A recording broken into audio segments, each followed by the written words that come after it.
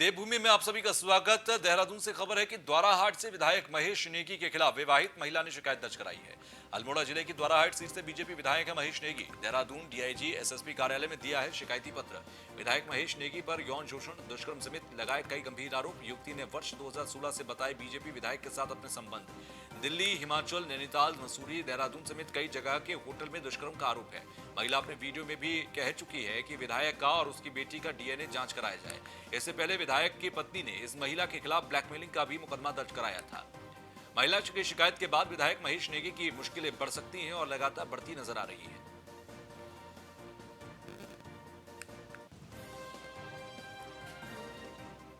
तो देहरादून का मामला डीआईजी एसएसपी कार्यालय में दिया है शिकायती पत्र और विधायक महेश नेगी पर यौन शोषण का आरोप है। दुष्कर्म समेत कई गंभीर आरोप भी लगाए गए हैं। युवती ने वर्ष 2016 से बताए बीजेपी विधायक के साथ अपने संबंध और अपनी बेटी का डीएनए टेस्ट कराने तक की मांग की है।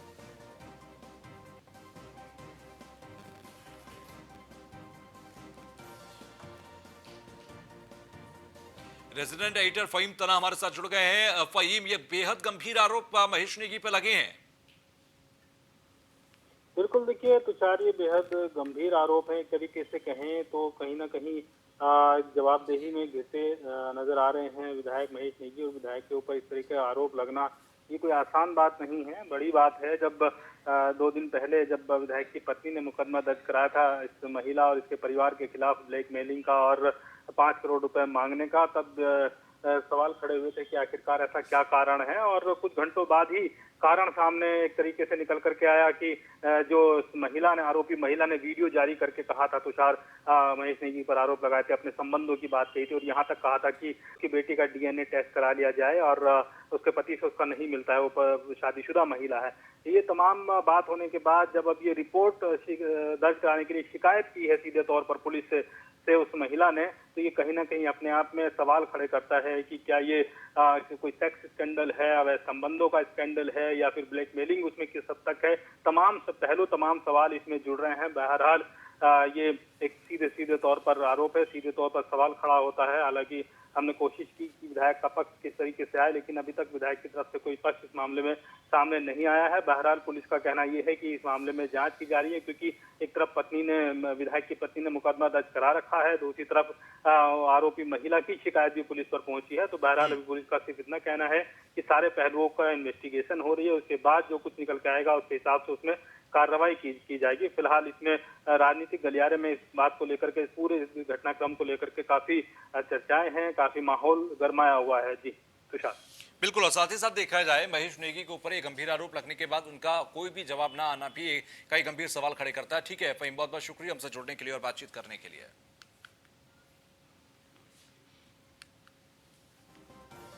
तो डीआईजी एसएसपी कार्यालय में शिकायती पत्र महिला की तरफ से दिया गया। महेश नेगी जो कि विधायक हैं, उन पर यौन शोषण, दुष्कर्म जैसे कई गंभीर आरोप लगे हैं।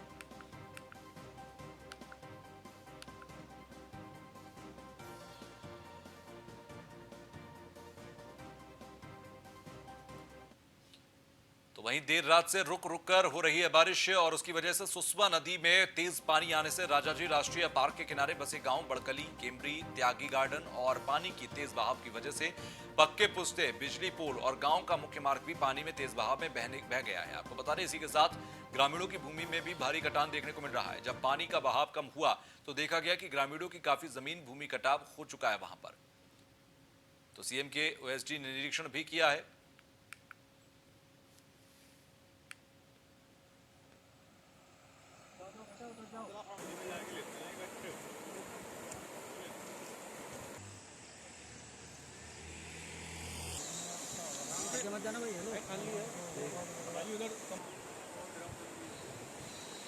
बर्बाद हो गई है। ओएसडी ने निरीक्षण भी किया है। सीएम की ओएसडी ने निरीक्षण किया। दोईवाला के अंदर भारी बारिश की वजह से सुसवा नदी उफान पर आई और उसके बाद काफी हद तक यहां भूमि का कटान हुआ है।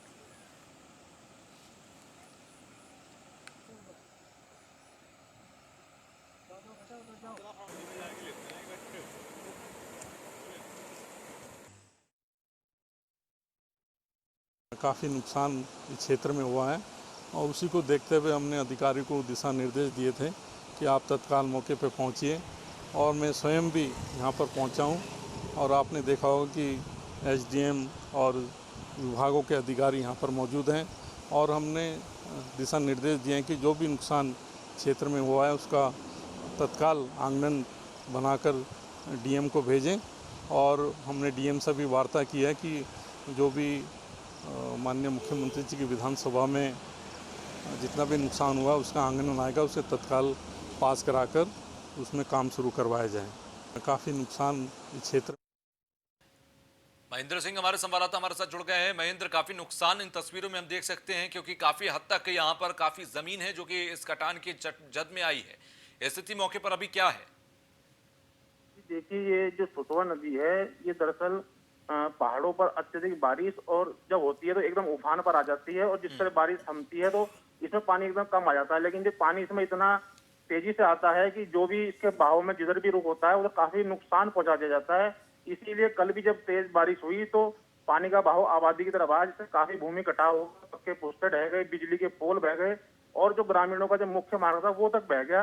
लेकिन इसमें देखने वाली बात यह है कि अगर हम कुछ साल पहले जाएं इस नदी की ओर तो ये नदी काफी चौड़ी हुआ करती थी, लेकिन क्योंकि राजधानी के पास का ये क्षेत्र है तो अब अतिक्रमणकारियों ने काफी मतलब अतिक्रमण नदी की जमीन पर कर लिया है। लेकिन नदी का जब पानी का बहाव जब तेज आता है तो उस कारण से काफी आबादी में ये नुकसान पहुंचा रहा है। जी ठीक है, चलिए बहुत बहुत शुक्रिया। खबर हरिद्वार से, जहां पर कांग्रेसी कार्यकर्ताओं के खिलाफ पुलिस ने मुकदमा दर्ज किया है। सोशल डिस्टेंसिंग और धारा 144 उल्लंघन के मामले में मुकदमा दर्ज हुआ है। 15 अगस्त को ढंडेरा मार्ग पर सोशल डिस्टेंसिंग और धारा 144 का उल्लंघन किया गया। पूर्व सीएम हरीश रावत और विधायकों के अलावा करीब 200 कांग्रेसी कार्यकर्ताओं ने निकाली थी रैली। तो 15 अगस्त को ढंडेरा मार्ग पर सोशल डिस्टेंसिंग और धारा 144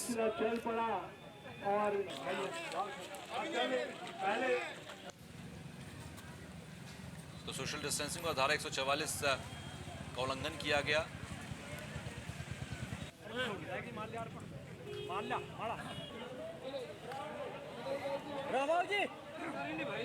किया था, सिलसिला चल पड़ा और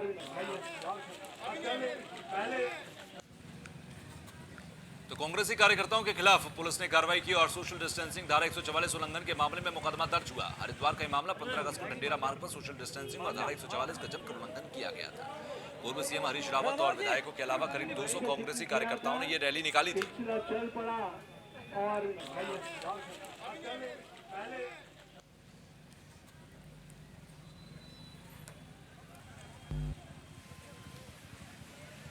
तो सोशल डिस्टेंसिंग और धारा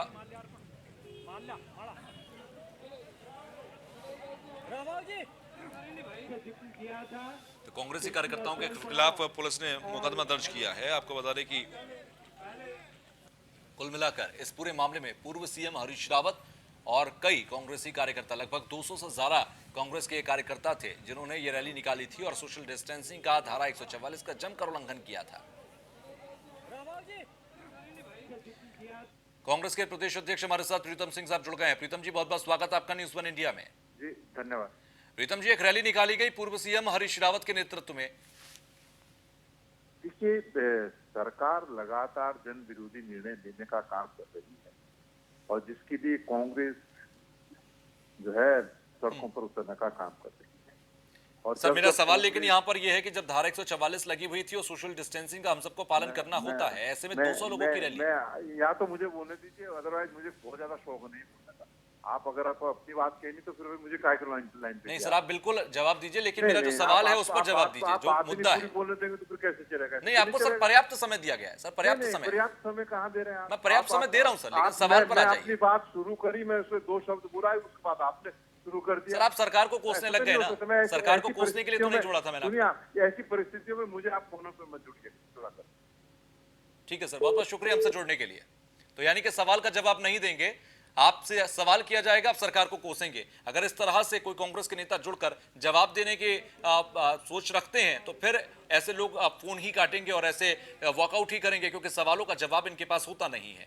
जब हम सवाल ये कर रहे हैं कि सोशल डिस्टेंसिंग, हम सवाल ये कर रहे हैं कि 200 लोगों के साथ आप रैली कर रहे हैं, कांग्रेस की ये रैली है, सरकार को आप कोसने का काम कर रहे हैं, तो जरा ये भी तो देखें कि आप समाज को क्या दे रहे हैं। 200 लोगों की रैली निकालने, देखिए किस तरह से इस तरह की रैली के बाद कहते हैं कि देखिए हम पूरी सोशल डिस्टेंसिंग और कोरोना काल में सरकार के साथ हैं। शादाब शम्स हमारे साथ जुड़ गए हैं, बीजेपी प्रवक्ता हैं। शादाब जी, बहुत बहुत स्वागत आपका। धन्यवाद बहुत बहुत। शादाब साहब, अभी हमारे साथ प्रीतम सिंह साहब जुड़े हुए थे। हमने उनसे सवाल किया कि 200 लोगों की रैली आप निकाल रहे हैं, सोशल डिस्टेंसिंग और धारा 144 का क्या ख्याल नहीं है? उन्होंने उल्टा एंकर को, उल्टा पत्रकारों को, चैनल को कोसना शुरू कर दिया कि आप बोलने नहीं देते हैं, हमारी अभिव्यक्ति की आजादी छीन ली है। देखिए, दिक्कत बहुत बड़ी हरीश रावत जी के साथ, वो छपाक रोग लग गया है और ऊपर से अपनी गलतियों को मानने की बजाय जनता को, भले ही वो कांग्रेस पार्टी के कार्यकर्ता हैं लेकिन उत्तराखंड के सम्मानित लोग हैं, उत्तराखंड की जनता है, उनके भी बच्चे हैं, उनका भी परिवार है। अगर अपनी राजनीति के चक्कर में उनके जीवन को कहीं खतरे में हरीश रावत जी डाल रहे हैं तो कहीं ना कहीं उन लोगों के साथ बेईमानी कर रहे हैं। मुझे लगता है कि शायद उसके लिए उन लोगों की ही नस्लें इन्हें माफ ना करें। मुझे लगता है कि जो लोग गलती करने के बाद एक तो चोरी ऊपर से सीनाजोरी का मामला करते हैं, कहीं ना कहीं अगर वो आपके एंकर से भिड़ रहे हैं तो उनकी फ्रस्ट्रेशन है, उन्हें मालूम है कि वो गलत कर रहे हैं, लेकिन वो अपने आप को, क्योंकि कांग्रेस की ये परंपरा रही है कि वो अपनी गलती को कभी स्वीकार नहीं करते, अपने आप को छोटे मन के लोग हैं। तो मैं ये कह सकता हूं कि शम्स साहब, सवाल यहां पर ये उठता है कि अगर आप बोल रहे हैं और सामने से अगर आपसे सवाल किया जा रहा है तो इतना एरोगेंस क्यों कि हमें रोक दिया या हमें बोलना ही नहीं दिया गया? सवाल पे आना चाहिए ना, मुद्दे पर सीधे। बिल्कुल, देखिए, एरोगेंस ही तो रह गई है, बाकी तो कुछ बचा नहीं है। इस एरोगेंस की वजह से जो कांग्रेस के नेताओं में जो ये एरोगेंस है, जो कांग्रेस के नेताओं में हठ धर्मी है, अपनी बात को, पहले गांधी जी के 3 बंदर होते थे जिन्हें कहा जाता था कि ना ये बुरा बोलेंगे, ना ये बुरा कहेंगे, ना ये बुरा सुनेंगे, लेकिन आज गांधी जी के 3 बंदर हो गए हैं जिन्हें ना अच्छाई सुनाई देती है, ना अच्छाई दिखाई देती है, ना अच्छा वो बोल पाते हैं। और ये बदकिस्मती है कांग्रेस की कि इनका एरोगेंस कहीं ना कहीं जब अपनी गलती को स्वीकार करने का समय आता है तब ये उल्टा लोगों के ऊपर गुस्सा निकालते हैं। और अब मीडिया के साथ भी लगातार हम देख रहे हैं, तमाम चैनलों पे हरीश रावत जी का गुस्सा नजर आने लगा है। तो इसका मतलब कहीं ना कहीं उनकी राजनीति जमीन समाप्त हो गई है या उन्हें खत्म होती हुई नजर आ रही है, इसलिए वो गुस्सा दिखा रहे हैं। मुझे लगता है कि यही विनाश काले विपरीत यही होता है और वो साफ और शादाब साहब, आपको ये भी लगना चाहिए कि 2022 जब करीब हो और चुनाव बेहद नजदीक हो, ऐसे में अगर कांग्रेस मीडिया के सवालों का जवाब ना दे, वॉकआउट इस तरीके से एरोगेंस के साथ कर दे, तो फिर तो ये विपरीत परिणाम वाली बात होगी। नहीं, बिल्कुल विपरीत परिणाम में आएंगे ही, वो साफ दिख रहा है। आज बताइए, आज कांग्रेस के पास, जब कांग्रेस को इस मामले में पॉजिटिविटी के साथ खड़ा होना चाहिए था, ये पॉलिटिकल मैटर नहीं था कोरोना का, सोशल डिस्टेंसिंग किसी कांग्रेस बीजेपी का मैटर नहीं है, ये एक लाइन सबके लिए है, चाहे वो पत्रकार हो, चाहे वो बिल्कुल 130 करोड़ लोगों की जिम्मेदारी है। बिल्कुल बिल्कुल। और उसमें अगर नेता अपनी जिम्मेदारी से भागेंगे और जनता को गलत डायरेक्शन में लेके जाएंगे, तमाम नेताओं ने इनके यही किया, चाहे वो तिलक राज भेड़ हो, चाहे सूर्यकांत धस्माना हो, कोई क्वारंटाइन सेंटर में घुस रहा है, कोई उस वक्त में जब एक पैनिक फैला हुआ था, उस वक्त में भी ये कंडीशन हमने देखी कि चौक पे खड़े होके मीटिंग्स कर रहे हैं। तो कहीं ना कहीं आप जनता को भ्रमित कर रहे हैं और जनता बहुत ईमानदारी से सब कुछ देख रही है। इस देश की जनता, इस प्रदेश की जनता बहुत बारीकी से नेताओं के ऊपर नजर रखती है। अगर नेताओं को ये लगता है कि वो ज्यादा समझदार हैं और जनता बेवकूफ है, तो उनसे बड़ा बेवकूफ कोई नहीं है। जनता बहुत बारीक निगाह रखती है और अपना भला बुरा बहुत अच्छे से जानती है। इससे मुझे पूर्ण विश्वास है कि ऐसे लोगों को जनता सबक सिखाएगी और अब इनकी राजनीति का समय पूर्ण हो चुका है। मुझे लगता है इसीलिए बाकी लोग, अब विपक्ष क्योंकि अपनी जिम्मेदारी को पूरी ईमानदारी से नहीं निभा पा रहा है, तो विपक्ष की भूमिका के लिए भी बाकी अन्य दल अब अपनी कमर कस रहे हैं और मुझे लगता है कि शायद कांग्रेस अब दहाई के आंकड़े को भी शादाब साहब हमारे साथ जुड़े रहिएगा। कांग्रेस प्रवक्ता गरिमा दसौनी हमारे साथ जुड़ गई हैं। गरिमा जी, सवाल मेरा ये है, जो कि मैंने आपके अभी प्रदेश अध्यक्ष से भी किया था, हालांकि वो मीडिया को कोसकर वॉकआउट कर गए। सवाल मेरा आपसे फिर वही होगा। सवाल ये है कि 200 लोगों के साथ एक रैली निकाली जाती है, ना सोशल डिस्टेंसिंग है, ना ही वहां पर कोई धारा 144 का पालन है। जरा इस पर सफाई कांग्रेस देगी क्या? नहीं, कांग्रेस पार्टी को सफाई देने की जरूरत नहीं है, क्योंकि इस प्रदेश की जनता इस बात की गवाह है और प्रत्यक्षदर्शी है कि किस तरह से भाजपा के द्वारा लगातार उल्लंघन किया जा रहा है, लेकिन उनके ऊपर कोई एक्शन नहीं लिया। एक सेकंड, यही बात मैंने अभी प्रीतम साहब से भी की थी और उन्होंने उल्टा मीडिया को कोस दिया था। मेरा आपसे यही सवाल है, जब मैं बात कांग्रेस की रैली की कर रहा हूं तो बीजेपी पर रूट क्यों हो रहे हैं आप लोग? नहीं, आप समझ नहीं रहे हैं। जो लोगों को नियमों को, कानूनों, आप मुझे बताइए, जो लोग नियम बनाते हैं उन लोगों को उस नियम कानून की रक्षा करने का, रखवाली करने का ज्यादा दायित्व होता है कि नहीं होता है? अगर रूलिंग पार्टी सारे कानूनों को, नियमों को ताक पर रख रही है। उनके नेता यहाँ मास्क रूलिंग नहीं पार्टी लगा कहाँ रहे हैं। है? मैं आपको खबर बता देता हूं, पूर्व सीएम हरीश रावत ने 200 लोगों के साथ एक रैली निकाली। कांग्रेस की रैली थी, सरकार के विरोध में रैली थी। अब ये बताइए कि धारा 144 जब लगी हुई हो, सोशल डिस्टेंसिंग का पालन करना हो, आपको तस्वीरें देखिए अब न्यूज़ 1 इंडिया पर, चुपक कर बैठे हुए हैं सारे, और ऐसे में क्या रैली निकालना जरूरी था? नहीं, क्या आपको उसका संज्ञान नहीं है जो इन लोगों ने रैलियां निकाली? मैं मैडम, बताऊं उन पर आपको सवाल सिलसिले- करेंगे। अभी नहीं, आपकी रैली पर सवाल मैं- हो रहा है ना, तो आप अपनी रैली पर जवाब दीजिए।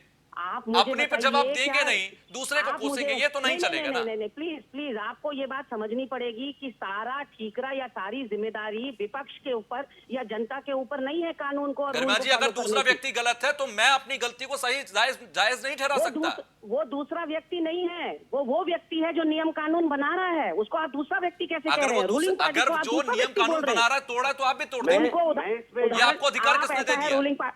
शादाब साहब, रूलिंग पार्टी से सुनिए मेरी बात, आप रूलिंग पार्टी से ये कहिए कि वो उदाहरण पेश करें जनता के सामने। ठीक है, शादाब साहब है ना, मैं लेता हूं जवाब। शादाब साहब जवाब दीजिए। मेरी बात सुनिए, रूलिंग पार्टी को ये ताकीद कर दीजिए कि वो जनता और विपक्ष के सामने एक उदाहरण प्रस्तुत करे, मार्गदर्शक के रूप में वो प्रस्तुत करे अपने आप को। आप लगातार रूल तोड़ते रहेंगे और जनता और विपक्ष से आप नहीं, शादाब पहले सुन लीजिए, आप शादाब सुन लीजिए, मुझे रूलिंग पार्टी का मैं आपको गिनाऊं शादाब सन, आपने कब रैलियां निकाली हैं, आपने कब ढोल और दमाऊ बजवाए हैं? आपने रुड़की के मेयर की ज्वाइनिंग में, आप मेरी बात सुनिए, आपने रुड़की के मेयर की ज्वाइनिंग में ढोल और दमाऊ पे नाच रहे थे आपके, और सब एक के ऊपर एक चढ़े हुए थे। आपके वहाँ राजनाथ सिंह और स्मृति ईरानी की रैली के लिए लोगों को बसों में ठूस कर लाया बहुत जाता है। दुर्भाग्यपूर्ण क्या है, आप सोचते हैं? बहुत क्या आप दुर्भाग्यपूर्ण सोचते हैं है कि विपक्ष जो ये है तस्वीर कानून में जनता जो तेल देख रही है डाल ना, के अभी बैठा हुआ है। हमारे तमाम दर्शक ये देख रहे होंगे कि किस तरह से दोनों पार्टियां आपस में लड़ी पड़ी हैं। लेकिन आप मुझे कांग्रेस एंकर बीजेपी महोदय, 130 करोड़ जनता की जिम्मेदारी है सोशल डिस्टेंसिंग धारा 144, ये किसी पार्टी का मामला नहीं है। टर्न करने की कोशिश कर रहे हैं। सारा सवालों का ठीकरा आप कांग्रेस पार्टी के ऊपर फोड़ना चाहते हैं। मैडम, जिससे सवाल करते हैं वो जवाब में हमें यही देता है। मीडिया का नहीं, आजकल देखिए, ये नसीब हर बन आदमी गया नहीं, है और कि यही जब हम जवाब सवाल मिलेगा उठाएंगे आपको, तो आप 10 ठीकरा हमारे सर मिला पर फोड़ लीजिए। दिया आपने जाएगा कि हमारे सवाल माननीय मुझसे क्यों अध्यक्ष को पूछा। फोन मिलाया, आपको जवाब मिल ये गया, तो हमारा उसके बाद नसीब आप हो गया है मुझे फोन मैडम। कर रहे हैं। आपने हर आप हर पार्टी में ऐसी फोन घुसती है। करेंगे तो आपको यही जवाब सुनने को मिलेगा कि रूलिंग पार्टी की जिम्मेदारी होती है, रूलिंग पार्टी की जिम्मेदारी होती है कि उसके द्वारा जो नियम कानून लेट किए गए हैं उसका उदाहरण पेश करे विपक्ष के सामने।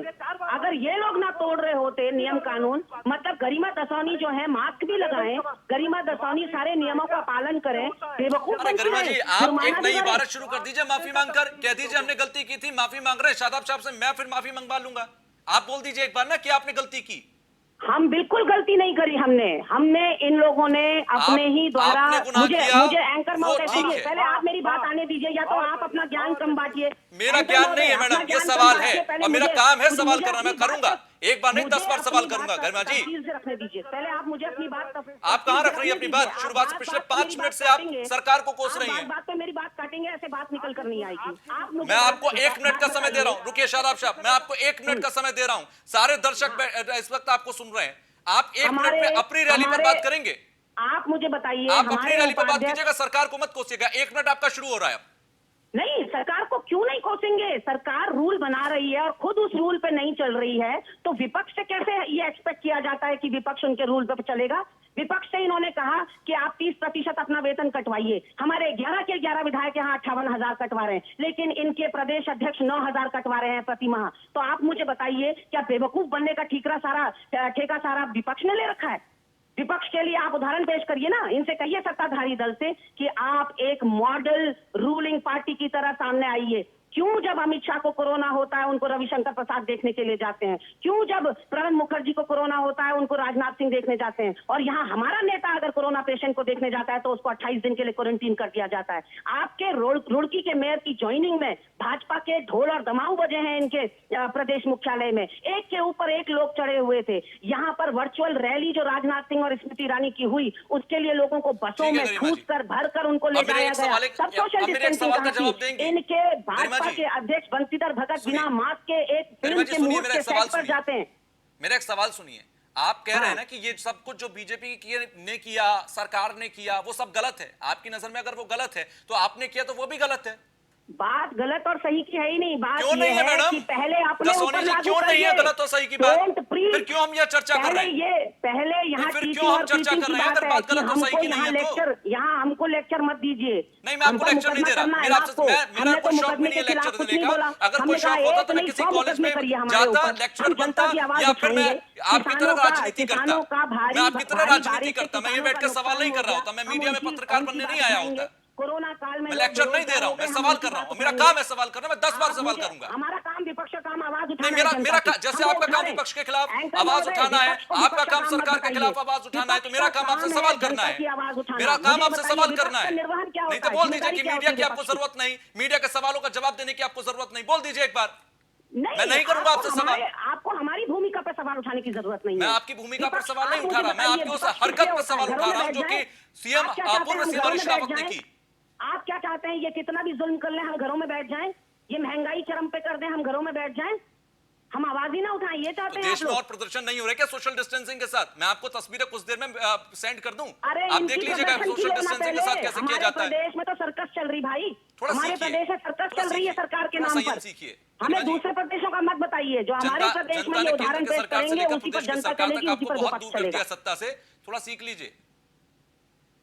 नहीं सीखने की नहीं, बहुत आप जरूरत हो गई हमको कांग्रेस सिखाने को। वाले कोई नहीं है। एंकर महोदय सुनिए, ये जो अमीश देवगन बनने की आप कोशिश नहीं, कर रहे मैं हैं या कुछ ये भी बनने की संबित कोशिश नहीं पात्रा कर रहा बनने की हूं। मैं कोशिश कुछ कर भी रहे बनने, हैं, मैडम या देखिए ये मेरा नाम आप- तुषार कौशिक है। नहीं मैडम नहीं, देखिए मेरा नाम आप जो तुषार है कौशिक अपने है। तेज मैं एक तर्रार पत्रकार हूं, तेवरों बस से इतनी मेरी आप- पहचान है नहीं, और मैं आप बस लोगों इतनी का ही ये पहचान है रखना कि चाहता हूं। विपक्ष नहीं गरिमा के जी ऊपर सुनिए, गालियां निकालिए आपने और बहुत उधर एंकर अपने को कोस नंबर लिया, आपने बढ़ाइए। बहुत मुझको मोदी कोस और लिया, हमारे शाह के चैनल को सामने कोस लिया। साष्टांग ठीक है, ये साष्टांग आपका अधिकार है प्रणाम और कर लीजिए जिसको चाहे। सवाल मोदी और करते हैं शाह वो के कोसता सामने ही है। ये साष्टांग तो हमारा प्रणाम कर नसीब बन लीजिए चला हमारी बला से। है। नहीं ये हमें तो हमारा कोई फर्क नसीब नहीं है। पड़ेगा। आप हम किसी से विपक्ष भी हैं, नाम हम जोड़ आवाज दीजिए मेरा। उठाते रहेंगे। ठीक तो है, साहब आप जिनके महोदय साथ नाम सुन जोड़ रहे हैं लीजिए, वो भी बड़े पत्रकार हैं। आप- मुझे कोई गुरेज नहीं है उनके साथ अगर मेरा नाम सुनिए, जोड़ रहा है सवाल तो विपक्ष से नहीं ठीक है। पूछा जाता लेकिन है इस कभी बात भी। को सुन लीजिए कि सत्ताधारी सवाल दल वो से भी पूछा करते हैं, जाता है। सवाल हम भी मेरी करेंगे। बात सुन लीजिए, कटघरे में सत्ताधारी दल को खड़ा अरे किया उनका भी जाता खड़ा है। करते हैं। चौथे मैडम जिस स्तंभ बात का पर निर्वहन करिए।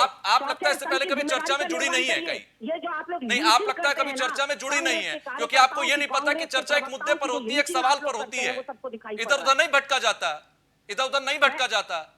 मैं आप बार बार आपको मुद्दे से साफ बता भटक, रही मैंने हूँ, आपको पूरा 1 ये मिनट दिया, सवालों आपने के 1 मिनट में कटघरे अपने में सवाल आप मेरे सवाल का जवाब नहीं दिया। आप सिर्फ सत्ता को कोसती रही। कोसिए सत्ता को, जी भर के कोसिए, लेकिन आप जब सवाल किया जा रहा है तो आप सवाल का जवाब तो दीजिए।